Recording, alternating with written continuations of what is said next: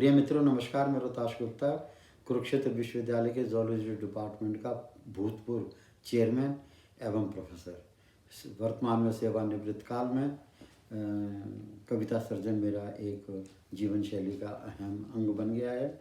उसी में मैं कविता सर्जन करता हूँ और आप ही के सामने उन्हीं में से ये जैसे मेरी है, मेरे विचारों की कविता में गीतमाला भाग 3।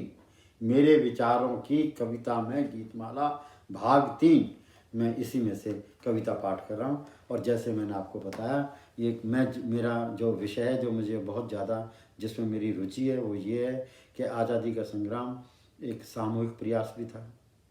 तत्कालीन राजनीतिज्ञों की काफ़ी प्रयास था, और इन सबसे ज़्यादा अगर देखा जाए जो स्पष्ट रूप में सामने आया, जो अंग्रेज़ों की सरदर्दी बन गया, वो था इक्के दुक्के महाबलिदानी, महासंग्रामी, अदम्य साहस के मालिक और पराक्रमी व्यक्तित्व के मालिक जो नौजवान हुआ करते, और उनकी उम्र होती थी सारी मिला के 18 से लेके और 30 तक। उन लोगों ने जो लड़ाई लड़ी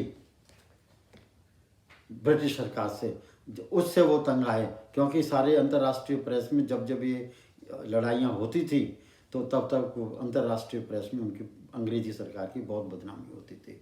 तो देखा जाए तो सामूहिक प्रयास, तत्कालीन राजनीतिज्ञ, ये दोनों एक तरफ, और तीसरे तरफ ये नौजवानों की बलिदान जो फांसी पर चढ़ गए या काले पानी गए, उनके बलिदान के बारे में मैंने कविता सर्जन की हुई है। आज का जो कविता पाठ है वो क्रांतिकारी लोकनाथ बाल के बारे में, जो चिटगांव नामक पाठशाला, किसकी पाठशाला? स्वतंत्रता संग्राम की पाठशाला थी, या स्वतंत्रता संग्राम के वीरों को तैयार करने की एक फैक्ट्री थी। और जो फैक्ट्री के मालिक थे या जो उनके गुरु थे, वो तो मास्टर दास सूर्यसेन, और सूर्यसेन के ही ये क्रांतिकारी लोकनाथ बाल शिष्य थे। मैंने पहले एपिसोड में आपको 16 पद सुना दिए हैं। आओ अब फिर इनकी सारी चीज़ों के बारे में जानें। अब मैं भाग 2 में 17वें पद से आपके सामने उपस्थित हूँ। आजीवन कारावास भुगतने खातिर अंग्रेजों ने लोकनाथ को काले पानी सेलुलर जेल अंडमान भिजवाया। नौजवान लोकनाथ सदा याफ्ता दौर में शनय शनय वृद्ध हो गया। आजीवन कारावास खत्म हुआ। लोकनाथ सन 1946 में रिहा हो गया। भारत की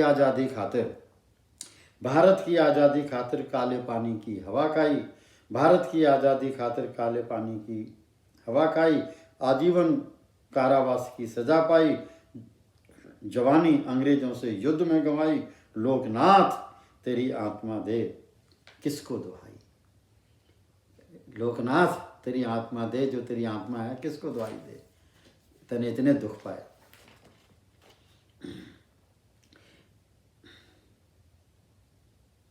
धन है तू लोकनाथ, धन है तू लोकनाथ, अपनी अपनी अपनी मन पसंद राह चुनी। धन है तू लोकनाथ, तूने आजीवन कारावास काले पानी में बिताई। धन है तू लोकनाथ, तूने आजीवन कारावास काले पानी में बिताई। कितना किस्मत का फकीर था तेरा अनुज भ्राता, कितना किस्मत का फकीर था तेरा अनुज भ्राता। जलालाबाद कांड में जान गंवाई, पर शोहरत भी शहादत भी हाथ ना आई। किसी को पता ही नहीं कि इसका छोटा भाई भी उसी में मरा था, गोपाल। धन है तेरे पिता, धन है तेरे पिता, जिसने अपने जवान बेटों की जिंदगानी, ये बहुत बड़ी कुर्बानी थी। एक बाप ने 2 बेटे देश पर कुर्बान कर दिया, और वो 15 लोगों की सेना में थे सिर्फ। क्या उनको पता नहीं लगता था कि 15 लोग इतनी बड़ी आर्मी और इतनी बड़ी पुलिस बल से कैसे लड़ाई लड़ लेंगे? लेकिन वो लड़ाई लड़ रहे थे। क्यों? कि उनके मन में एक ज्वाला थी बहुत भयंकर। जैसे कि वनों में आग लग जाती है ना, और जब ज्वाला की लपटें आसमान को छूने लग जाती हैं, उस तरह की ज्वाला उनके मन में प्रज्वलित थी। और आक्रोश क्या था? आक्रोश था कि भारत माता के पैरों में गुलामी की जंजीर पड़ी हुई है और उनको हमने तोड़ना है। तो कभी क्या कह रहा है? धन्य है तेरे पिता, धन्य है तेरे पिता, जिसने अपने जवान बेटों की जिंदगानी गुलाम भारत की आज़ादी की लड़ाई में जिगर थाम कर देश की सेवा में बैठ चढ़ाई। आज़ादी मिली सन 1947 में, आज़ादी मिली सन 1947 में। तेरी मृत्यु हुई 1964 में। इस 16 साल के अंतराल में लोकनाथ तुझे क्या मिला? किसने दी तेरी दुआई और किसने तेरे से मुलाकात करवाई?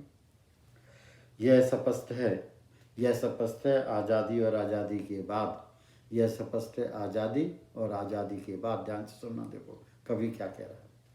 यह स्पष्ट है आज़ादी और आज़ादी के बाद सियासत और सरकार में। अगर देखा जाए ना तो ये पैरा जो है ना, ये पद है जो एक बहुत बड़ा मीनिंग है इसमें। यह स्पष्ट है आज़ादी और आज़ादी के बाद सियासत और सरकार में संग्रामी एक भी नेता तमाम थे उच्च ओहदेदारों के हामी, किस्मत में जिन्होंने रबड़ी ही रबड़ी खाई। आज़ाद भारत की क्रमशः विधानमंडलों, अब ये कवि कह रहा है, उन दोनों में विधानमंडल भी बन गए थे, 1937 के बाद ही बन गए थे हैं। 1937 के बाद ही इंटरिम गवर्नमेंट्स बन गई थी, स्टेट में भी और सेंटर में भी।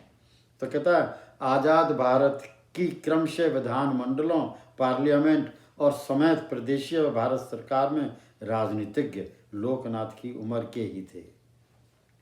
आज़ाद भारत की क्रमशः विधानमंडलीय, पार्लियामेंट और समेत प्रदेशीय व भारत सरकार में राजनीतिज्ञ लोकनाथ की उम्र के ही थे, पर एक ने भी ने खाई थी काले पानी की सजा, सरकार की मलाई ही मलाई खाई थी। सरकार की मलाई ही मलाई खाई थी। अब मैं इसको समर्पित कर रहा हूँ, इस कविता को उन लोगों को, उन महान क्रांतिकारी को जिन्होंने चिटगांव से अपनी लड़ाई का झंडा बुलंद किया। चिटगांव के शेर महान, स्वतंत्रता संग्राम के बलिदानी महान। ये कविता ये मैंने ही लिखी है। चिटगांव के शेर महान, स्वतंत्रता संग्राम के बलिदानी महान, मास्टर सूर्य सेन तेरे अदम्य साहस को सलाम। चिटगांव के शेर महान, स्वतंत्रता संग्राम के बलिदानी महान, मास्टर सूर्य सेन तेरे अदम्य साहस को सलाम। फांसी पर जीवन की बलि देने वाले, फांसी के तख्ते पर जीवन की बलि देने वाले सूर्य सेन। अब ये ध्यान से सुनने वाली है, चिटगांव में ये लोग थे। फांसी के फंदे पर जीवन की बलिदान देने वाले सूर्य सेन, प्रीतिलता दावेदार दूसरी लेडी थी। तो सूर्य सेन, प्रीतिलता दावेदार, तारकेश्वर दस्तीदार उनका सरनेम था, तारकेश्वर दस्तीदार, गणेश घोष, कृष्ण चौधरी, लोकनाथ तुम्हें प्रणाम। चिटगांव क्रांतिकारी गतिविधियों के महान नायक अंबिका चक्रवर्ती तुझे प्रणाम। धन्यवाद।